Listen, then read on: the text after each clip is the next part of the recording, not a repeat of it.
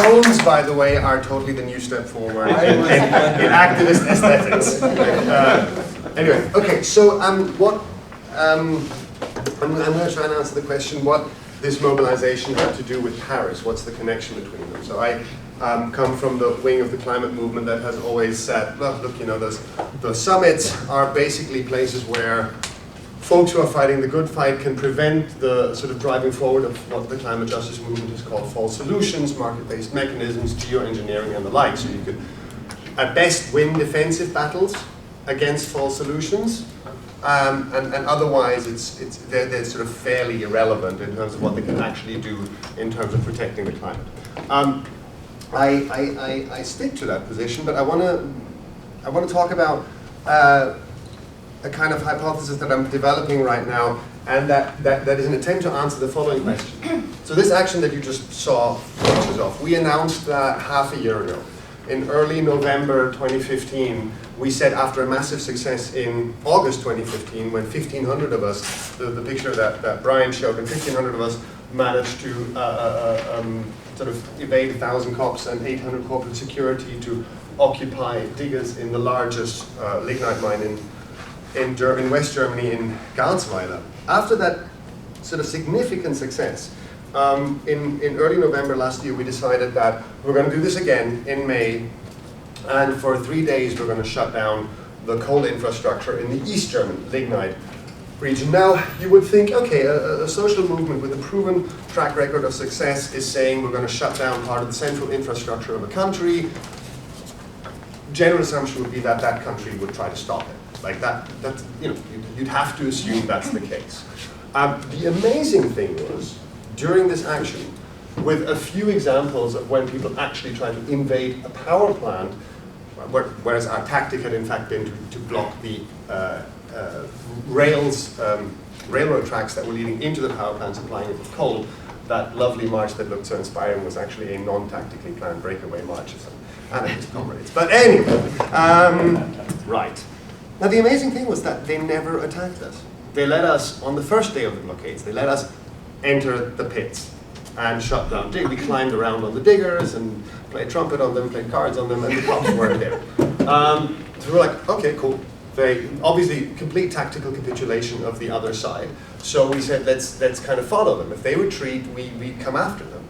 So we end up sitting on blockading all 3-4 entrances into the power plant, and they still don't attack us. Now, admittedly, it was also the last day of the German football leagues, and that means that every riot cop was probably busy doing something else. But still, you know, generally speaking, that's not a good reason for a state to not protect its central infrastructure. I mean, electricity supply is a reason for countries to go to war. Why did they let us sit on those tracks? It really is a conundrum, and that's what I want to answer. Basically, you know, in very brief, the story of these break-free mobilizations, easy to sort of tell that from Paris.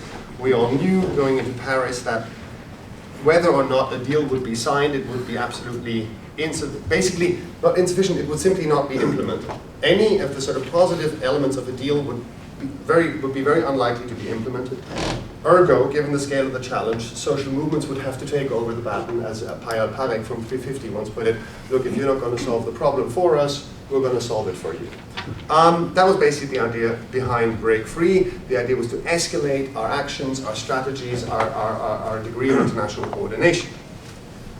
Ende Gelände, until here and no further roughly, was one of the largest actions in that set, and was on several levels a massive success. When we started mobilizing in November last year, I don't know how much you know about the East-West German dynamic. West Germans don't go to East Germany. It's more like dark country, as in we don't really know it's there, and the West Germans are like, okay, you know, we'll basically you'd rather travel from Berlin to Paris than from Berlin to the Lusatian coal mining region, which is an hour away. That's broadly speaking how it works. We assumed last year we would be no more than 700-800 people, 1,000 would be a success. We were 4,000, which speaks to sort of a real kind of dynamic of an emerging cycle of struggle. We massively stepped up in terms of target selection. Essentially, primary resource extraction is of course important. Leaving fossil fuels in the ground is important. But in the global north, by and large, doesn't fuck up the world through primary resource extraction. It's secondary and tertiary sectors in the global north that in fact destroy sort of global environmental systems. And moving from pits to power plants was an important tactical and strategic escalation.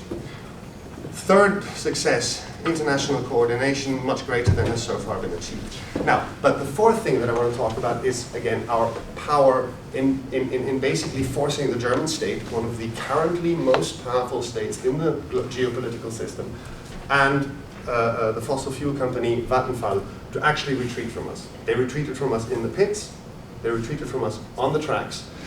We managed to, the power plant Schwarze Pumpe, aptly named Black Pump, has 2 blocks. One of them we managed to shut down completely, or had to be shut down completely. The other was reduced to 40%, which is the minimum you can run a lignite plant at. And we could see that sitting on the tracks. One of the chimneys was off, and the other one was just pumping out half the steam. Why could we do that? Why did they let us do that? And this is my hypothesis now about Paris. And this is just a hypothesis, so actually I really invite critical discussion also from a theoretically informed kind of group here.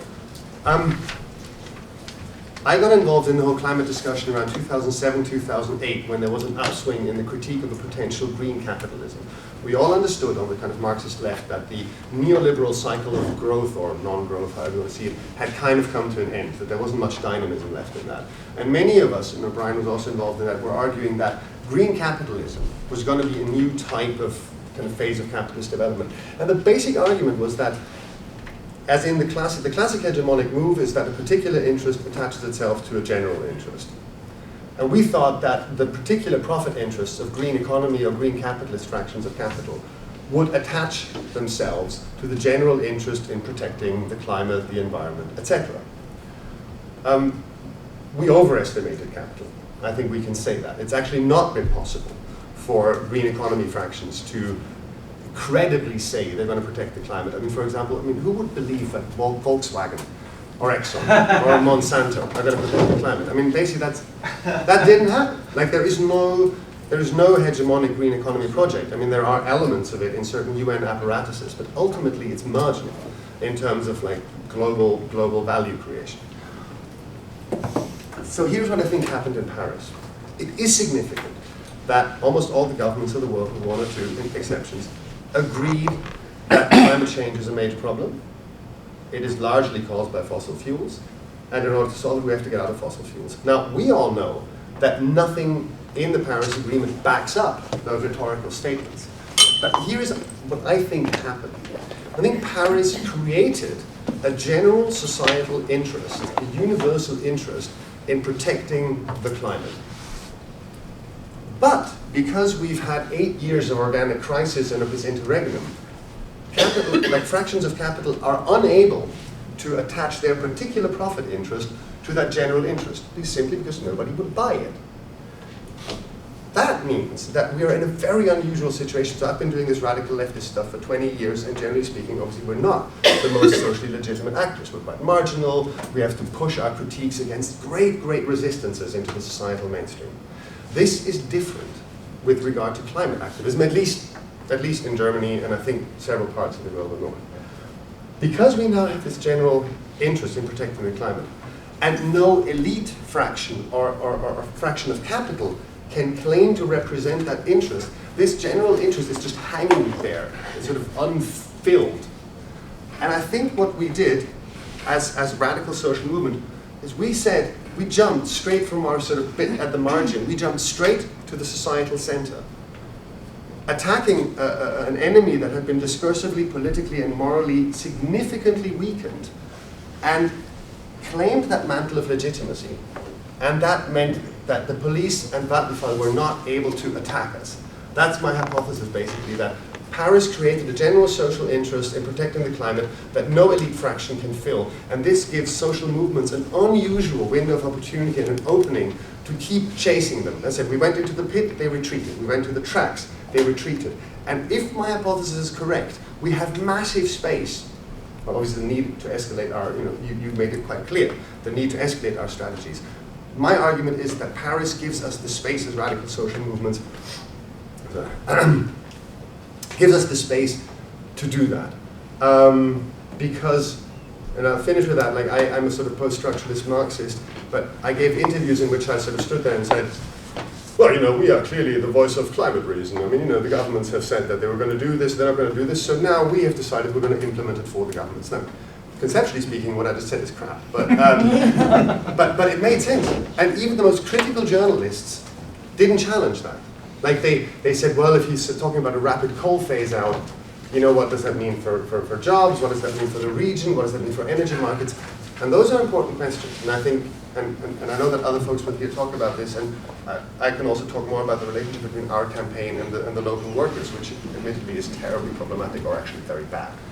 But I think that is my point. I'd like to discuss this. I think Paris has created a massive opening for us as movements, and it is incumbent upon us to kind of use this opening, this window of opportunity, and keep chasing them wherever they retreat to.